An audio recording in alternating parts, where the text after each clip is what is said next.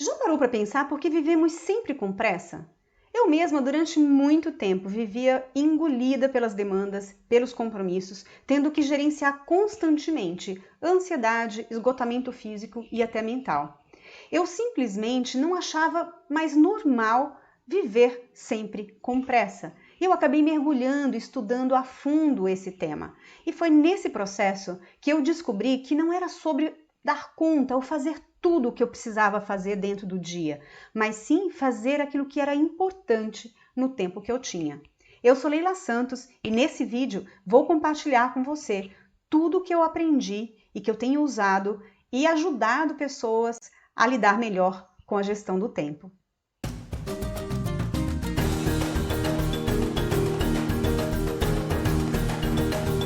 Quero começar esse tema compartilhando essa frase de Gary Keller, autor do livro A Única Coisa. Ele diz o seguinte, que o efeito colateral da abundância é a sobrecarga.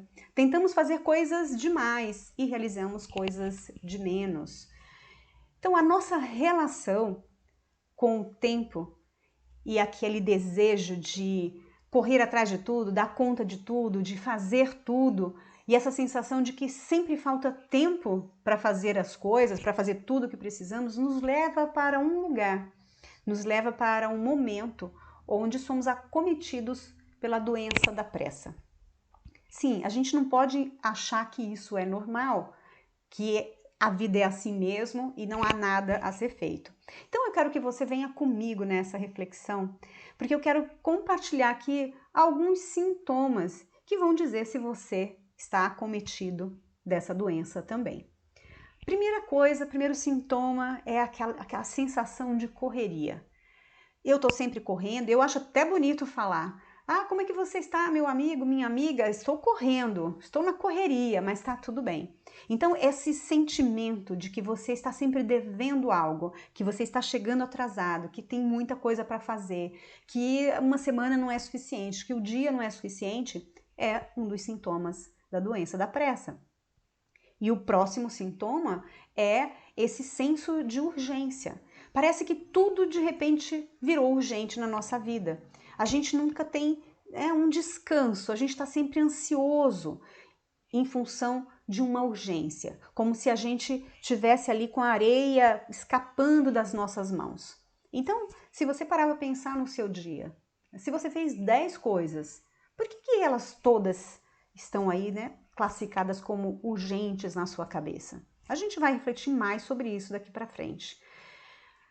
Esse senso de urgência constante coloca a gente também num estado de alerta permanente. Estamos sempre preocupados, estamos sempre com um olhar no futuro, uma certa dificuldade de relaxar, um sentimento de culpa de descansar ou então de adiar alguma tarefa, substituir uma pela outra. Esse estado de alerta permanente, ele tem consequências bastante graves no nosso organismo, como por exemplo a ansiedade. Então a gente vê várias pessoas acometidas pela ansiedade, mas não é essa ansiedade natural, eu estou esperando que algo vá acontecer, estou um pouco ansiosa, assim, animada para o que vem. Não, é uma ansiedade que coloca o nosso corpo, a gente sente realmente no corpo, uma a respiração acelerada, um pouco de taquicardia, e isso, levado ao longo do tempo, pode evoluir para o burnout, que é a síndrome do esgotamento profissional. Então, é um termo bastante comum hoje em dia e traz aí consequências muito graves para a nossa saúde física e para a nossa saúde mental. Então, sair desse estado, sair dessa doença da pressa, requer que a gente faça algumas reflexões, que a gente reavalie algumas das nossas escolhas. A gente pode escolher pensar diferente e tomar aí algumas medidas, adotar alguns procedimentos diferentes daquilo que a gente vem fazendo hoje. Então, uma das primeiras coisas que eu convido você a pensar nesse momento é como que você enxerga a vida, né? Quais são aí as coisas que realmente são importantes para você? Quais são as coisas que você valoriza? aquilo que é importante no âmbito pessoal, no âmbito profissional? Será que você está colocando as coisas no lugar correto? É preciso reavaliar como você vem utilizando o seu tempo. Não é sobre fazer um monte de coisas, mas será que eu estou fazendo aquilo que realmente é importante dentro do tempo que eu tenho? Como é que está aí a balança? Eu estou priorizando mais a quantidade ou a qualidade daquilo que precisa ser feito? No final do dia, o que faz diferença? O que vai trazer para mim a sensação, o sentimento de missão cumprida, de realização? É o volume de coisas que eu faço ou a natureza das coisas que eu faço? Então, nesse processo, não é aqui sobre. A gente não vai falar sobre gerenciar o tempo, como você vai fazer as suas 24 horas renderem mais, não é sobre isso. O convite para essa reflexão é que você aprenda a gerenciar as suas escolhas e a sua energia, porque isso, gente, é finito. Todo mundo tem 24 horas. Algumas pessoas vão ter mais disposição, outras menos disposição, mas as pessoas que realmente conseguem realizar as coisas, se sentem plenas e não tem a ver com quantidade de coisas que faz, mas com a prioridade daquilo na vida delas, tem a ver, né, com a capacidade de gerenciar melhor as escolhas e onde você coloca a sua energia, o seu esforço. Nesse sentido, uma das estratégias que eu estudei e que eu gosto muito, para mim funciona super bem, é uma estratégia que a gente compartilha nos treinamentos, compartilha dentro dos processos de coaching, é muito fácil de implementar e que traz realmente resultados, que é aqui o conceito da tríade do tempo, um conceito criado aí pelo Christian Barbosa, autor do livro A Tríade do Tempo. E essa estratégia, para mim, ela funciona como uma chave realmente para a gente fazer escolhas, a gente sair do piloto automático e começar a fazer alguns filtros importantes dentro das nossas decisões no dia a dia. Ele diz o seguinte, que tudo aquilo que a gente faz pode estar aí classificado dentro de 3 esferas. A primeira esfera é a esfera daquelas atividades e ações que são importantes. São ações que agregam valor naquilo que a gente está fazendo, traz resultados para a nossa vida pessoal, para a nossa vida profissional, pode ser planejada e é algo que direciona a gente, né, no sentido dos nossos objetivos, das nossas metas. Outra esfera é a esfera das atividades e ações que são urgentes, aquelas que os prazos são curtos ou já estão vencidos. Normalmente essas atividades elas trazem impactos e riscos, até no curto prazo, consomem muita energia e é uma fonte de estresse e ansiedade. Ninguém trabalha com tarefas, atividades que são urgentes, né, com leveza e serenidade. A gente sempre tem um nível de estresse e ansiedade. E por último, nós temos a terceira esfera, que é a esfera circunstancial, que são aquelas ações e atividades que a gente faz por conveniência, por comodidade, por costume e principalmente por não conseguir dizer não. A gente faz, né, por comodidade mesmo.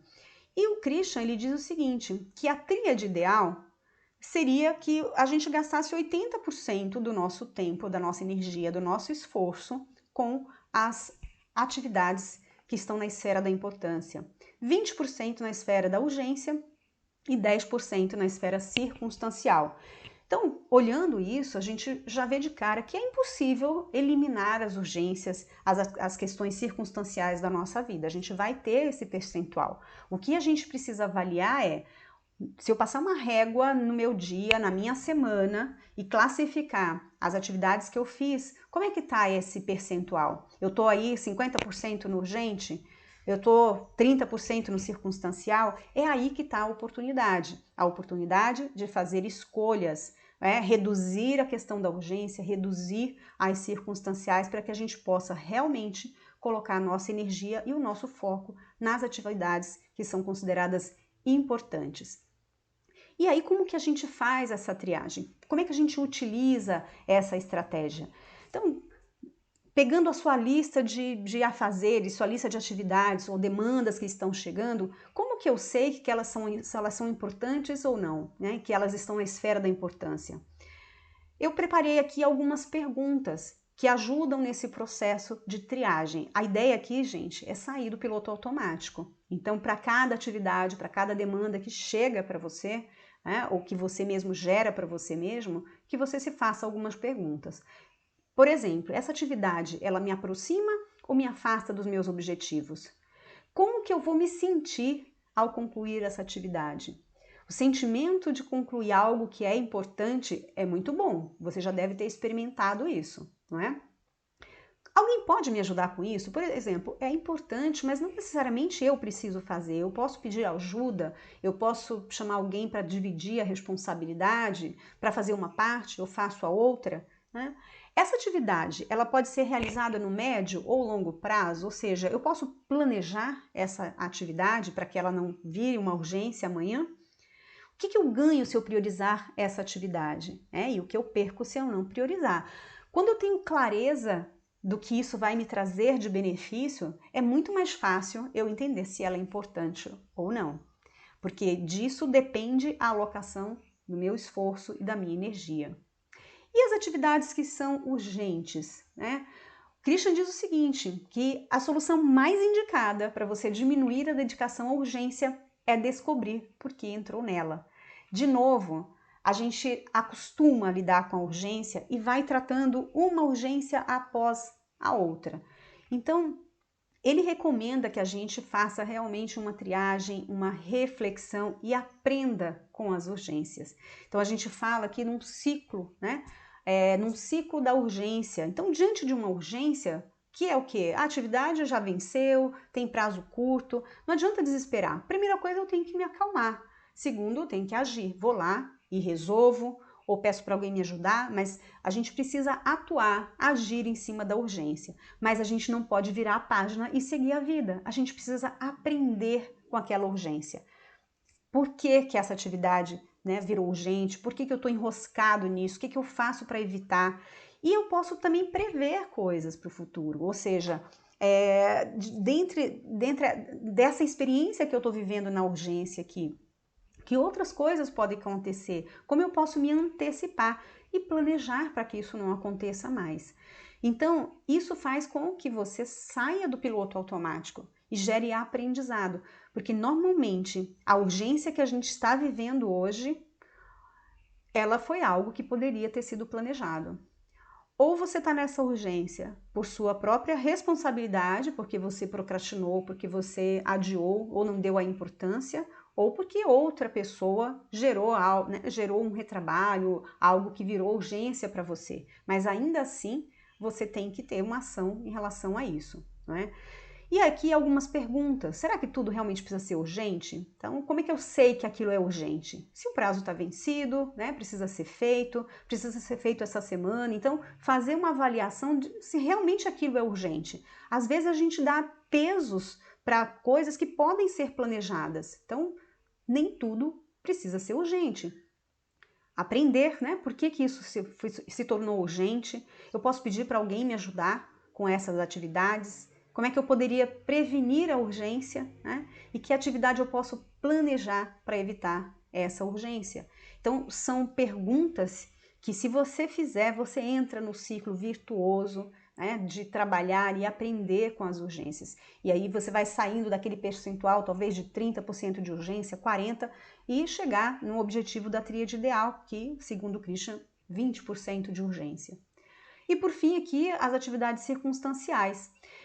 Está muito relacionado com o fato da gente não saber dizer não saber dizer não para os outros e até mesmo para a gente mesmo, né? Chega de ficar repetindo um padrão, chega de fazer as coisas só por conveniência.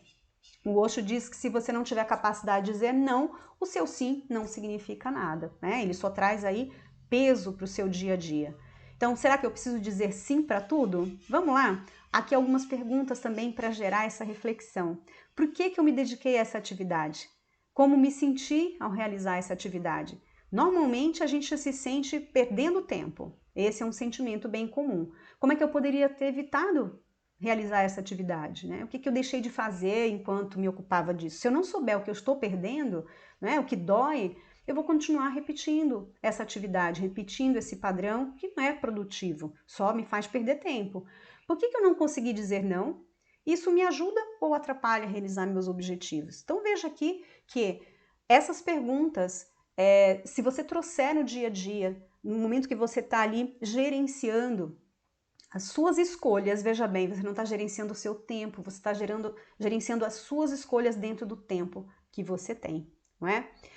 O que você ganha no final? Você vai ter clareza daquilo que é importante para você, não é? Você vai ter mais facilidade para priorizar as coisas, você vai se sentir mais no controle do seu tempo e ter a sensação de realização no final, que é o mais importante.